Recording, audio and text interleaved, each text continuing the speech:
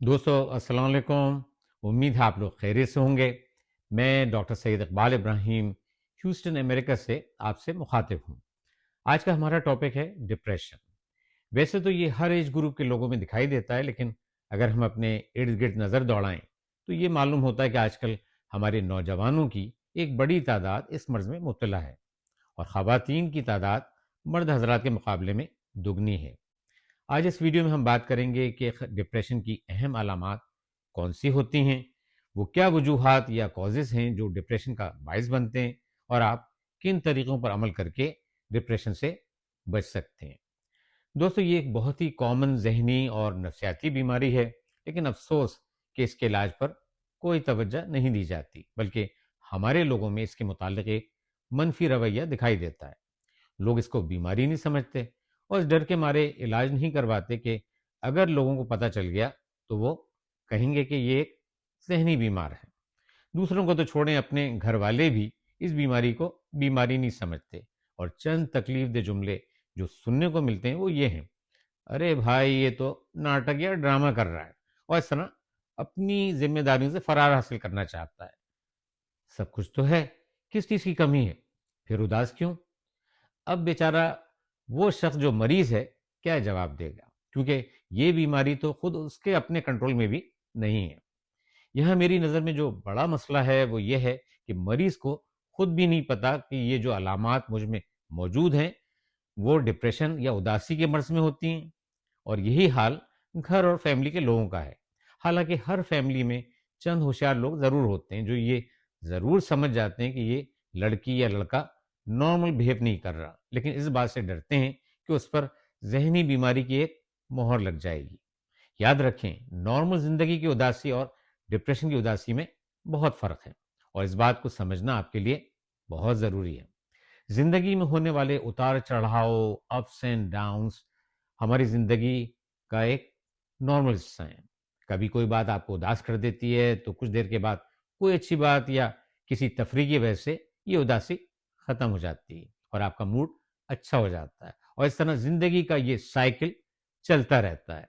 यहाँ आप जिस उदासी से वक्ती तौर पर गुजरे हैं वो हरगिज़ डिप्रेशन नहीं है, लेकिन अगर यही उदासी मुसलसल रहे, 2 हफ्तों से भी बढ़ जाए और इसके साथ और भी अलामात मौजूद हों तो फिर इसको हम डिप्रेशन कहते हैं। अलामात, सिम्टम्स। आइए अब देखते हैं कि डिप्रेशन की अहम अलामात क्या होती हैं। Number 1, sad mood. मूड अक्सर ख़राब रहता है। कोई भी अच्छी और खुशी की बात हो जाए, इन लोगों के मूड में कोई तब्दीली नहीं आती। ये हमेशा उदास रहते हैं। Number 2, lack of interest. किसी भी काम में दिल नहीं लगता। अक्सर बोरियत महसूस होती है। किसी से मिलने का भी दिल नहीं चाहता। Number 3, loss of concentration. पढ़ाई के लिए बैठे या ऑफिस का कोई काम हो तो कंसंट्रेट नहीं कर सकते, अटेंशन डाइवर्ट हो जाती है। नंबर 4, एक्सट्रीम टायर्डनेस, जिसमें हमेशा थकावट रहती है, बिस्तर से उठने का दिल नहीं चाहता। Number 5, sleep disturbances. कुछ लोग ऐसे होते हैं जिनको बहुत ज़्यादा नींद आती है, लेकिन ज़्यादातर लोग ऐसे होते हैं जिनको नींद की कमी रहती है, रात में नींद नहीं आती और वो सुबह जल्दी उठ जाते हैं। Number 6, excessive guilt. ये लोग अक्सर मायूसी की बातें करते हैं, मसलन मैं कुछ नहीं कर सकता, मेरा कोई मुस्तकबिल नहीं है, इस ज़िंदगी का क्या फ़ायदा, लोग मुझसे खुश नहीं हैं। Number 7, appetite and weight changes. ज़्यादातर लोगों में भूख की कमी की वजह से वज़न में भी कमी आ जाती है। कुछ लोग ऐसे भी होते हैं जिनकी एपिटाइट बढ़ जाती है और इस तरह उनके वेट में भी इजाफा हो जाता है। Number 8, suicidal thoughts. अगर इस डिप्रेशन का इलाज ना किया जाए और इन मरीजों पे तवज्जो ना दी जाए तो उनमें सुइसाइडल थॉट्स आने लगते हैं और वो ये समझते हैं कि इस दुनिया में उनकी कोई जगह नहीं है, और इसका हल यही है कि वो खुदकुशी करके इस दुनिया से निजात हासिल कर लें। ये एक बहुत ही खतरनाक अलामत है और इस वक्त शुरू होती है जब लोग सीवियर डिप्रेशन में चले जाते हैं। वजूहात, कॉजेज। अब हम ये देखेंगे कि वो कौन सी वजूहात हैं जो डिप्रेशन का बायस बनती हैं। Biological factors, genetics. अगर आपकी फैमिली में डिप्रेशन के मरीज हों तो आपका रिस्क बढ़ जाता है। न्यूरोट्रांसमीटर्स, हमारे ब्रेन में मौजूद न्यूरोट्रांसमीटर्स सीरोटोनिन, डोपामिन और नॉरएपिनेफ्रिन के लेवल्स में अगर कमी आ जाए तो ये डिप्रेशन का बायस बनते हैं। हार्मोनल चेंजेस, इन मेडिकल कंडीशंस में हार्मोनल चेंजेस होती हैं जो कि डिप्रेशन कर सकती हैं। हाइपरथायरॉयडिज्म, हाइपोथायरॉयडिज्म, डिलीवरी के बाद, मेंसेस शुरू होने से पहले, मेनोपॉज होने के बाद, साइकोलॉजिकल फैक्टर्स, पर्सनैलिटीज, ऐसे लोग जो अलग थलग रहने के आदी हों, आइसोलेशन में और हमेशा निगेटिव थॉट्स रखते हों, उनमें डिप्रेशन ज़्यादा देखने को मिलता है। ट्रॉमा, स्ट्रेस, ऐसे लोग जिनको माजी में निगलेक्ट या एब्यूज़ किया गया हो या वो किसी ट्रॉमेटिक इवेंट से गुजरे हों, उनमें भी इसका रिस्क बढ़ जाता है। सोशल फैक्टर्स, इनमें जो इश्यूज डिप्रेशन का बायस होते हैं उनमें ख़ास तौर पर फाइनेंशियल इश्यूज, वर्क प्लेस का स्ट्रेस, आपकी ज़िंदगी में होने वाले ख़ास इवेंट्स जिसमें किसी करीबी अजीज़ की डेथ, डिवोर्स और अनएम्प्लॉयमेंट शामिल हैं। ये तमाम चीज़ें डिप्रेशन कर सकती हैं। हाउ टू प्रिवेंट डिप्रेशन, आइए अब देखते हैं कि डिप्रेशन से हम किस तरह से बच सकते हैं और इसके लिए हमें क्या करना चाहिए। नंबर 1, आपको चाहिए कि अपनी एक्टिविटीज़ में इजाफा करें, यानी अपने कमरे और घर से बाहर निकलें, पार्क जाएं, अपने दोस्तों से मिलें, लोगों से बात करें, कोई भी ऐसा गेम खेलें या किसी भी ऐसी एक्टिविटीज़ में हिस्सा लें जो आपको पसंद हो, ताकि आप ज़्यादा से ज़्यादा मसरूफ़ रहें। नंबर 2, हफ्ते में कम से कम 4 से 5 मरतबा बाहर धूप में बैठें, ताकि आपको विटामिन डी मिल सके, जो कि डिप्रेशन में बहुत फ़ायदेमंद है। नंबर 3, अपने खानों में सब्ज़ी और फलों का इस्तेमाल ज़्यादा करें और एक बैलेंस डाइट लें। नंबर 4, रिसर्च ने साबित किया है कि एक्सरसाइज करने से डिप्रेशन में कमी देखी गई है, लिहाजा रोज़ाना 30 मिनट के लिए हल्की फुल्की एक्सरसाइज, स्ट्रेचिंग और वॉक को अपना मामूल बनाएं।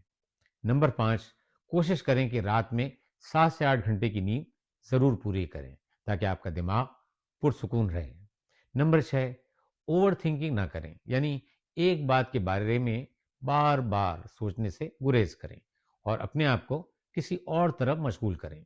नंबर 7, अपने आप को नेगेटिव ख्यालात से दूर रखें कि मैं ऐसा नहीं कर सकता, ये मेरे लिए बहुत मुश्किल है, लोग मुझे पसंद नहीं करते।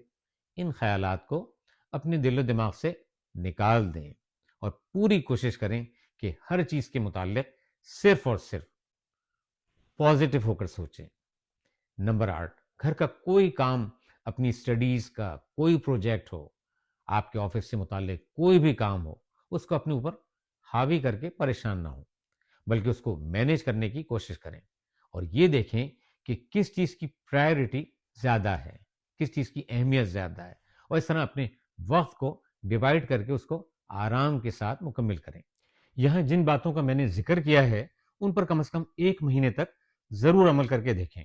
आप खुद महसूस करेंगे कि आपके मिजाज में आहिस्ता आहिस्ता बेहतरी आ रही है और डिप्रेशन में भी कमी वाक़ हुई है और इस तरह से आप बगैर किसी मेडिसिन के अपने आप को डिप्रेशन से बचा सकते हैं। अगर इन तमाम बातों के बावजूद आपके डिप्रेशन और आपकी अलामात में कोई कमी नहीं आती, तो इसका मतलब ये है कि आपको एक अच्छे साइकेट्रिस्ट की ज़रूरत है और आपको दवाओं के साथ साथ काउंसलिंग की भी ज़रूरत है। मेडिसिन्स, आइए पहले हम दवाओं के मुतालिक बात करते हैं। जैसा कि मैंने पहले बात की थी कि हमारे ब्रेन में मौजूद न्यूरोट्रांसमीटर्स के लेवल में कमी डिप्रेशन का बायस बनती है। इसलिए डॉक्टर आपको जो मेडिसिन तजवीज़ करेंगे वो इन न्यूरोट्रांसमीटर्स के लेवल में इजाफा करके आपके डिप्रेशन में कमी लाएंगे। साइकोथेरेपी, काउंसलिंग, ये भी एक बड़ा इफेक्टिव तरीका इलाज है। इसमें एक ट्रेन थेरापिस्ट मरीज के साथ तफसील से बात करता है और ये एक्सप्लोर करने की कोशिश करता है कि आप में ऐसे कौन से नेगेटिव ख्यालात हैं जो आपको परेशान करते हैं, आप में ऐसे कौन से इश्यूज मौजूद हैं जो आपको काम पर कॉन्सेंट्रेट नहीं करने देते और आपके रिलेशनशिप में रुकावट का बायस हैं। इन मालूमात को हासिल करने के बाद थेरापिस्ट आपके लिए एक ऐसा टाइम टेबल बनाते हैं जिनमें कई तरह की एक्टिविटीज शामिल होती हैं। इनका मकसद आपके मूड और मिजाज में इम्प्रूवमेंट लाना होता है, ताकि आपके डिप्रेशन की अलामात में कमी वाक़ हो। ये बात याद रखें कि मेडिसिन और साइकोथेरेपी दोनों मिलकर डिप्रेशन के मरीजों में بہتری لاتی ہیں۔ دوستو، امید ہے اس ویڈیو سے آپ کی معلومات میں اضافہ ہوا ہوگا۔ اگر آپ سمجھتے ہیں کہ یہ ایک معلوماتی ویڈیو ہے تو اس کو اپنے دوستوں اور رشتہ داروں کے ساتھ ضرور شیئر کریں۔ اب اجازت دیں، اپنی صحت کا بہت خیال رکھیں۔ انشاءاللہ نیکسٹ ویڈیو میں پھر ملاقات ہوگی۔ خدا حافظ۔